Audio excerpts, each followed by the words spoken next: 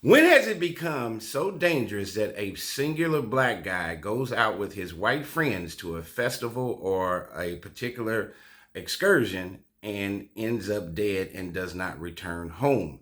I have a second case of an Illinois man named Jerard Jackson, 28 years old, who was found dead near Electric Forest Festival in Michigan when he went there with a group of his white friends. This case sounds very similar to the story I did yesterday on an 18-year-old football player out of Mississippi named Nolan Wells, who went on a boat excursion to a remote island off the Gulf of Mississippi, and he did not return home. He ended up being found deceased and dead and under auspicious circumstances, and all of his white friends and counterparts ended up going home safely. There's many questions in both of these cases, and let's get into the timeline of this case about Jerard Jackson, a 28-year-old man who went to a festival with his white friends and did not return home. So, Jerard Jackson, 28 of Illinois, attended Electric Forest, a musical festival in Rothbury, Michigan, from June 25th through June 28th with a group of white friends. On an early Monday morning, June 29th, state troopers responded to his campsite after he reported an alleged crime involving one of his friends. Police interviewed everyone involved and found no evidence of an incident had occurred at the festival. So, Jerard Jackson left the venue alone shortly afterward. He left behind his friends, his cell phone, and his other personal belongings when he departed around 10 a.m. First clue, he leaves his cell phone, he leaves his friends, they have no idea where he's going, and he also leaves most of his personal belongings. His rental vehicle was later found in the Rothbury area, unoccupied, with his wallet and keys still inside. So this man has left his cell phone, his keys, his wallet, and his rental vehicle behind, and none of his friends know where the hell he's at or what's going on. Then his body was found the next day, June 30th, in a wooded area about 150 feet off of the beaten path near the Montega bike trail. So a day later, he ends up being found dead. So what are the police findings versus his family's doubts?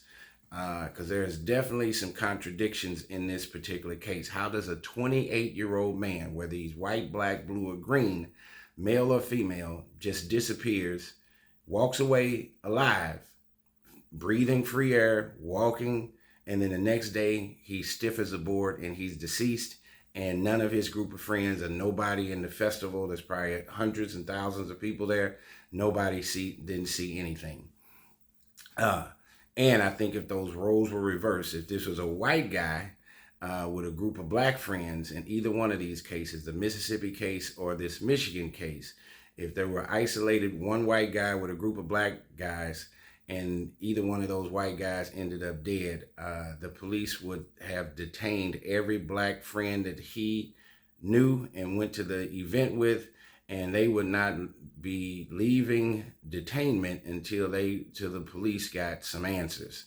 They seem really loosey-goosey. The Mississippi State Police Force and the Michigan State Police Force seems real loosey-goosey on coming up with the cause of death on these two black men, and they were quick to admonish their white friends and counterparts and claim that these guys either died by drowning or died by suicide. So Michigan State Police concluded it appears Jackson died by suicide with no indication of foul play. How could they know that so quickly? And said the case, but here's the contradiction, but they say the case remains open pending the medical examiner's final report. How could they know he committed suicide if the state medical examiner has not done a full autopsy and given a final report?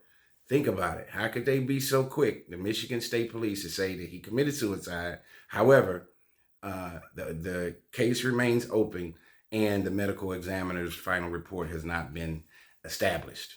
So Jackson's family, his aunt Latoya Neal and stepfather Sean, publicly disputes this. They note he was never diagnosed with any mental health disorder, and his stepfather argued it was out of Mr. Jerard Jackson's character for him to leave without his cell phone, since he was directionally challenged and never went anywhere without his phone. The family also raised questions about inconsistencies, and this is what I've been saying on both cases, the Mississippi case and this case. Here again, in the Mississippi case is an 18-year-old black male. In this case is a 28-year-old black male. They say Jackson's body was found 150 to 200 feet from his rental car, and accused his friend Connor Prettyman of changing his account of events. So they did talk to one or two of his friends, and the event account is questionable. Jackson's aunt also questioned what happened between his disappearance and the discovery of his body, noting he was the only black person in this group of all white friends. Connor Prettyman, described as Jerard Jackson's best friend, told Atlanta Black Star that Jerard was his best friend and his death has been devastating. He said he had no involvement in his death. To his knowledge, he has never been interviewed by detectives regarding this matter. A separate friend, Amanda Kay, said there's a lot of misinformation circulating and that the group is grieving. One outlet cited a source close to the investigation, saying friends told police the man had been awake, that Mr. Jerard Jackson had been awake for at least 48 hours and had been using substances before leaving the festival. Well, we all know, going to these festivals, going all the way back to the 60s with Jimi Hendrix and Janis Joplin, these events can be over 3-4 days. A place like Michigan, which is in the Midwest, or even Mississippi in the summertime, it is extremely hot. You have to be hydrated. You have people that are staying out there in tents for 2 or 3 days. And of course, there are illegal substances that are being used. People are partying and having a good time. So there could be a possibility that based on some of his personal preferences and habits could have contributed to his death. But how does that take place? If he was feeling like he was having a medical issue, where were his friends around? If he was having a heat stroke or heart attack or any of that stuff, you would think that somebody that was in his group would have been looking out for him. First of all, in both of these cases, whether it's Nolan Wells or Jerard Jackson, in both of these scenarios, they're unicorns. They're the wolf hanging with a flock of sheep. They're the isolated black guy. So they're the unicorn. All the eyeballs are going to be on them. They're standing out just based on their race, color, and what they look like. And you would think that their friends would be noticing where Jerard is or where Nolan would be.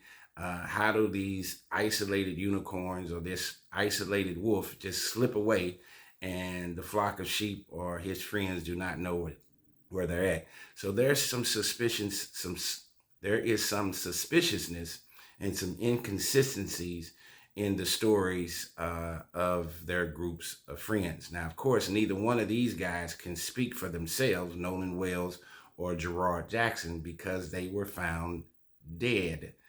And I believe if you have the right complexion for the connection, if the roles were reversed and this was a white guy hanging out with a group of black guys in Mississippi, let alone in Michigan, I think the state police would have every one of his friends detained until they got the appropriate answers to what happened to their white male friends. I think the state police in Michigan and Mississippi are a little bit loosey-goosey because these two gentlemen did not have the complexion for the right connection, did not probably come from a rich family where you could put pressure on the local state police to find out and do an appropriate investigation. I think that the white police officers or state troopers in Mississippi and Michigan made an early attempt at a presumption that these two individuals that died, their death was caused by themselves and was not contributory by any of the members of the group. But this has to be looked at. There needs to be a lens and eyeballs on these two cases. Just think, if this was your son, nephew, grandson, they're going out on an excursion with their friends, whether it's in Mississippi or Michigan, and they do not return home, but all of their friends return home in good health and good wealth. Something sounds fishy here. Please share, like. There needs to be pressure on the Michigan State Police to make a thorough investigation. There needs to be pressure placed on the Mississippi State Police to make sure there's a thorough investigation and that something suspicious didn't happen to either one of these young men. Also, in a separate situation, a separate unrelated case at this same festival, and as you know, these festivals can get crazy. Michigan State Police also investigating the death of a newborn found in a portable toilet in the festival's camping area on the final day. That case remains open with no arrests made and no suspects identified as of the most recent reports. So as of now, the investigation into Jackson's death is still listed as ongoing, awaiting medical examiner's final report.